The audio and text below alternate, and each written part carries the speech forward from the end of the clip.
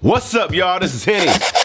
And today I got another amazing episode of The Producer Path. I got my talented friend, my man Mark Byrd, telling you his story, his path to a producer's success, zoning in as a producer and how he pivoted that into a new successful career as a songwriter and a touring DJ. It's an amazing story, an amazing man, and I gotta give it to you right now. Special shout out to the facility that hosted today's episode. A super dope facility located right there in the underground of Atlanta. Post office co-working space. Shout out to them for hosting this episode, and shout out to these allergies for kicking my ass today. Let's go.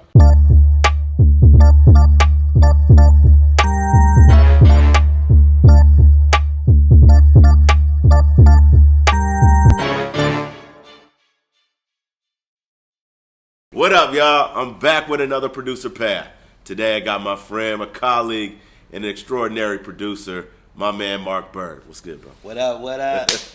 He's on tour with my man Sci-Hi, Big Crit, and Childish Major.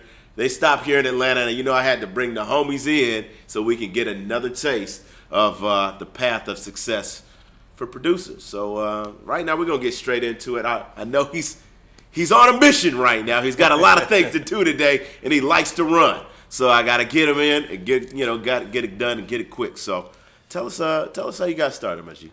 Man, I actually started as an artist. My uncle used to produce. Yeah. And I fell in love with music through him. And I used to write raps I was like 6, 7. Yeah. And he started me really rapping and teaching me how to write bars or whatever. So I remember recording a record when I was 8. It was just a verse, nothing crazy. And my biggest memory from that time was they opened up for the Beastie Boys. Oh, wow. And he brought me on stage. Okay. It's an 8-year-old kid rapping this crazy verse about Trick cereal and just kid stuff. So Right. Ever since then, I've always loved music. And I got into producing because I would go to different producers to get music, and they would always play me the D and stuff. It's like, no, fam, I heard what you did for him. Play me that. Right. So when they wouldn't, I just started making the records that I wanted to rap to, and then it's like, I don't really want to rap no more. I like producing a whole lot better. Now let's segue that, right? Because I know there's a lot of cats out there who want to, they want to rap, they want to produce, some want to rap and sing. What's the importance of making that decision to say, I'm going to focus in on producing? For me, the importance was, it was a certain level of freedom that I found. Okay. And also, we live by the motto of a jack of all trades is a master of none. Right. So if you don't make that decision, you'll try to do everything and you'll just be okay at all of those things, and you'll never be great at that one thing. For me, I really love music production because it allowed me to be so many people versus as an artist, you're who you are as a producer. Right. I can be Britney Spears tonight and 50 Cent in the morning. Right. That was I love that. That's the challenge. So you started producing, but then you kind of came into a group, right? A production team. How did that evolve?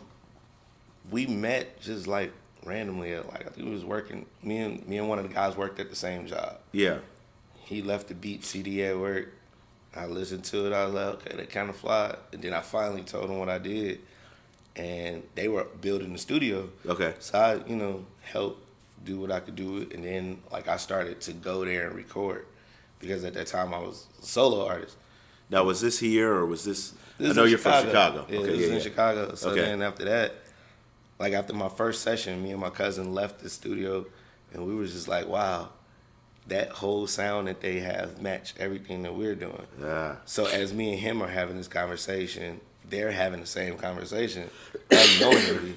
Yeah. So then they call, and I'm like, yo, just letting them know I had a real good time. I was like, man, I really want to use y'all facility as a studio home. And he was just like, yo, we should just be a team. And I was like, okay.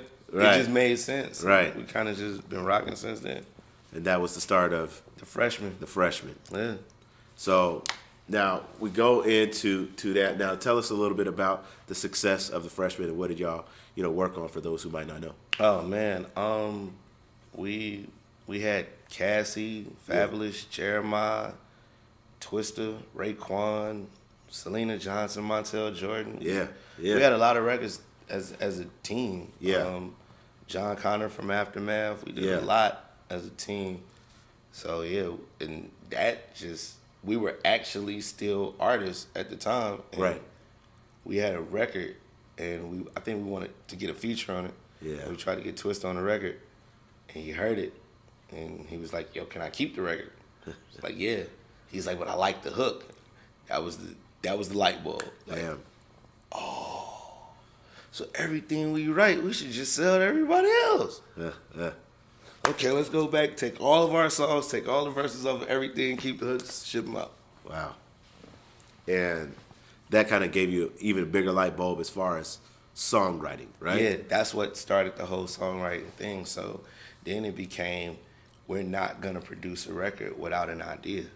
Okay, cool. This is how you have to do this. This is the vision. This is why this sounds this way. Now, for some producers out there who have ideas and they might be too scared to put their hook on it because maybe they don't like their voice or, they haven't really developed themselves in a way, right, that feels like an artist. How, what do you have to do to be that confident to send those tracks out there like that with these hooks, or is it just something that just needs to be innate? How do you build that into yourself? There's so many different ways to do it. I say, for one, especially for us writing R&B, we can't sing. Right. So we went and found singers who can sing what we wanted them to do. There you go. Like, cool. Or like, if you know that a certain record called for a certain voice, go get that voice. It's too many ways to do it. Or do it yourself. You also have to remember that it's a reference. Give them the idea. So what we would do is, like, no BS. We would sit in the studio, and when we were working on certain records for certain people, whoever was great at imitating that person's voice had to record the hook. Yeah. So it's like, okay, cool. We got to do the Jeezy idea. Byrd, you do Jeezy ad-libs all day, go lay the hook. Yeah. But make it kind of sound like him. And you do it, and it's like, wow, it helps them get the vision. Got you. So let's talk about the pivot, right? Because as we talk about the producer path, at some point, some people pivot to a different direction, right? Yeah. And so what was your pivot moment to where you said, you know what, I need to pivot maybe into more songwriting, or what were the situations that made you get to that moment, where you're like, I'm going to try something a little different to what I've been doing in my career as a producer? Man, what's crazy is my pivot moments happen so fast within each other. Yeah. So just a random studio session with Saha, we were in there going crazy, and I don't even remember what happened exactly, but he was like, "Yo, I need a DJ for a show." I'm like, I've never DJ'd a show. Right. I was like, "Listen, before I commit, let's go lock in a room. Let me make sure I can do exactly what you need me to do on stage." So then when I did it, and I did it fast, I always knew how to hype a crowd because I was an artist, so I knew what to do. So we do the first show. He looks at me and he's like, "Man, that was the most interactive any DJ had ever really been. Like, you might just need to be my permanent DJ." Wow. So, cool. So I became his DJ. But also that triggered more light bulbs. Like, yo, I should start looking into doing my own DJ sets with a certain type of music to start doing festivals and parties on my own. Yeah. Okay. Light bulb. Yeah. So also with the DJing is, what's crazy is by me and him DJing, we travel so much. We be in the car and he might be saying something and he'll be trying to flesh out the line and I'll just throw it out like, that's the line. Yeah. He was like, okay, cool. And then it became we'll sit there and it's like kind of like we just back and forth. We in a room throwing ideas, brainstorming, and that's how the songs form. So it became like a writing process. Yeah. And randomly DJing a show in LA, we ended up in the studio with Ye, And that's where the whole Life of Pablo situation came from. So me pivoting to being a DJ actually made me pivot into songwriting and using my songwriter background as being an artist. Like, okay, cool. I know how to, and as a producer, you subconsciously know what to make an artist say. Yeah. Now I can subconsciously do it and consciously do it with the pen. Okay, cool. I got it. See, I always thought that it was songwriting, and then you pivoted to DJing even more. But it was the DJ, and then that's crazy. That's crazy. Like after that is when like a lot of people started to, I guess it took to see my name as a writer on that type of project to say, okay, cool, we trust your pen. Hey, write this. Hey, write that. Cool. After that, I was Hook City. Everybody was saying everything. Lay a hook on this. Lay a verse on this. Cool. Okay, cool. So he pivoted from producing into starting, a sub-career as a DJ, and that subsequently led him full circle to becoming a songwriter, DJ, producer. Which I was a songwriter way back, so it all just came where it was supposed to come to. But what I'm trying to say is what he's saying at the same thing. He started with all of those things and made a decision to produce, and that led him to going and building relationships with artists. Then he started to DJ, full back around, and now he's doing all three because he made that decision in the beginning, right? Exactly. So let's talk about the songwriting and some of the things that you're been able to do since. Oh man, since Pablo, man, it's been a lot of people trust the pen. Yeah. So, they'll send me ideas or send me sketch vocals like, yo, can you help make this into something? Of course, me and Saha always fleshing out ideas for whoever, whenever, wherever. There's a few big projects coming. Yeah. I wish I could speak on them. Can't speak on that. Nah, Yeah. Yeah, I definitely crazy again. Like, you get that introduction on. He's a producer, cool, sitting in the studio. And it's like, nope, don't say that line. Yeah. Say this line. This is why you should say it. It resonates this. And it's like, okay, well, you come over here. Yeah. You feed the line to the people laying a reference. Okay, cool. And the person that trusted me to do that, that's okay. I don't really care anybody else's opinion. Right. Well, you have the cream of the crop telling you to do what you do. Exactly. There's nothing more of a confidence booster. So you have this phrase called "I deserve it." Yeah. Right. And first, let's talk about that, and then we'll piggyback off that. So talk about "I deserve it." The phrase honestly came from a fitness aspect. Okay. I was a lot heavier, and I started to work out because I wanted to be better. Yeah. I just felt like, and that's part of the whole thing, I deserve to be better. Yeah. So after every workout, I would just tell myself, like, man, I deserve to treat my body great. Yeah. So then it became not after every workout, before every workout. Come on. Yeah. Then it became every morning. Okay. It was like that would be the first thing I would wake up and say. It's like, yo, let me do this. And it would be the first thing I would post every day. Yeah. Every day. And people were just like, oh, okay. It got to the point to when I didn't post it, people were like, yo, you all right? I needed to see that. Right. Where to go. Right. So then I just took it into just the whole life aspect. Like, we forget that we are blessed. Yeah. A lot of us forget that we're blessed because we're so bogged down by the day-to-day stuff. Just being an adult, just being a person, period. Right. Because there's so much stuff that comes at you. You forget that you deserve everything in the world that you pray and you work for. Come on. So that became the whole thing. Like, man, I started doing it because I just wanted to remind people, like, if you're in a situation, trust me, that's not your situation. You don't deserve that. You deserve greater because you desire it. You're working for it. You're faithful to it. Yeah. Go get it. Yeah. It just became everybody's reminder. It's like a check and balance for you. There you go. It's like if you falling off and you see that post, you be like, wait a minute. I don't deserve to be here. I do deserve to be where I said I wanted to be. It gets you, redirects you, gets you right back on track. Yeah. That's amazing. That's amazing. And I mean, you can tell, the company that you're keeping and the way that you're going, and the direction you're going, it's those things that you tell yourself. Like I spoke about last year, like putting actual alarm clock reminders about motivating myself all throughout the day.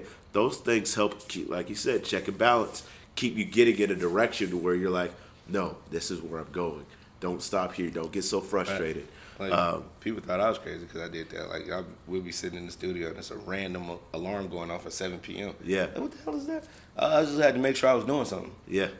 That's what the alarm was for. Just make sure I'm doing something. That's awesome. So on this new producer path, I'm coming up with 3 S's that I would like to ask everybody, and you're the first that I want to ask. Okay. I'm with it. What did you? I'm gonna give you 3, and then I'll break them down one by one. What did you sacrifice? What did you substitute? And what did you supplement to get where you're at? So what did you sacrifice? What did you substitute? And what did you supplement to get where you're at? Wow, that's great. So, I like that. What did you sacrifice to get where you're at? Because I know that everything takes sacrifice to get, to a certain goal, right? Man,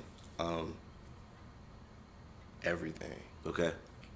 When I say everything, I mean love, Yeah. family, Yeah. friends, Yeah. time, money, food, everything. Man. Like, can't tell you the people that I probably pushed away Yeah. just because I knew where I was going. Man. I've had to spend time away from my children, had to spend time away from my family. Yeah. Man, there's been days we be sitting in the spot, lights be out, water off. We refuse to go back home and be comfortable though. Yeah. So you sacrificed it all. Like, man, listen, what? It was no limit to the way I would do stuff. I was like, okay, cool. If I need to buy my own ticket, I'm there.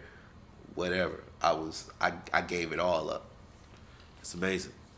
That is, I mean, I understand. You got to put it all on the line. Everything. But then, what did you substitute? What did you say? Okay, instead of doing this, I'm gonna use this, or and it could be your whole life. Instead of eating this, I started eating this. Instead of being around this, I was around this. What did you substitute? Man, I substituted.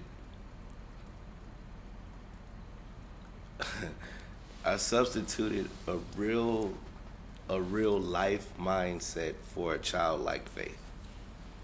Break it down. As an adult, we all have those moments where life just gets hard. Yeah. So one thing that people will say when you're trying to do something is be realistic. Yeah. That real life mindset is mental. Right. When I say a childlike faith, when we were kids, we believed anything was possible. True. So at what point did we stop believing that? Like, if you go and watch like a daycare full of kids, Yeah. you can't tell those kids that they're not superheroes. That little boy running around with that Spider-Man mask really believe he's Spider-Man and he can climb this wall. Come on. At what point did we stop believing that anything is possible? Nothing is impossible. Yeah. Nothing is. Yeah. Like, my whole life is what they say impossible is. But I'm living it, so it's possible. Yeah. So I substituted that real life mentality of, I need to be realistic, I need to get a job, I need to do this, for that childlike faith of saying, no, I'm this, I can be this, I will be this. Yes. And it started happening exactly like that. That is amazing. I felt that way my whole life, and it's just great to hear other people put it in that perspective. That is, Yeah, like, So what did you add? What did you supplement? What did you bring into your situation to make it where it is today? Man, peace. By any means necessary. Yeah. Yeah. And it's like adding peace may mean subtracting other stuff. Right. But that level of I'm okay with it. Yeah. Man, it may be work situations, music situations, family, friends, people, whoever. But when you get to that point of where, oh, this is interrupting my peace. Oof. No, I can't do that. Because before you get to that level, you just keep everything and everybody around you because you feel like you need it. Right. You need your peace and your sanity more than you need anything, because if you're not good for yourself, you can't be good for anything or anybody else. So anything that I started to add that peace to my life because I didn't always have it. Right. A chaotic life. I mean, look at what we're doing. This is insane. Right. It's insanity. So until you add that piece to it, you can't really make sense of it. You'll always be going crazy. So, Yeah. Come on, man. Sacrifice, substitute, supplement. These are all things that we have to do to get to what we need to do. And he's telling you straight up. And we've never even had this conversation. To be able to hear it first time is even just as inspiring for me as I hope it is for you. So tell them where they can find you. Tell them where you at and what cities he's coming to next. Dang, where am I coming next? You just got to go to my page and find the tour schedule. Come on, tell me I don't even be page. remembering. Everything is I am Mark Byrd. That's IAMMARKBYRD. That's Twitter, it's Instagram, it's Facebook, email. Yeah. You can write me a letter. Let's go. Send me a telegram. It's all the same thing. You can find me anywhere. I'm not that hard to find. There you have it. Mark Byrd and his path to a producer's success. Thank you, G. Man, thanks, bro. See y'all next week.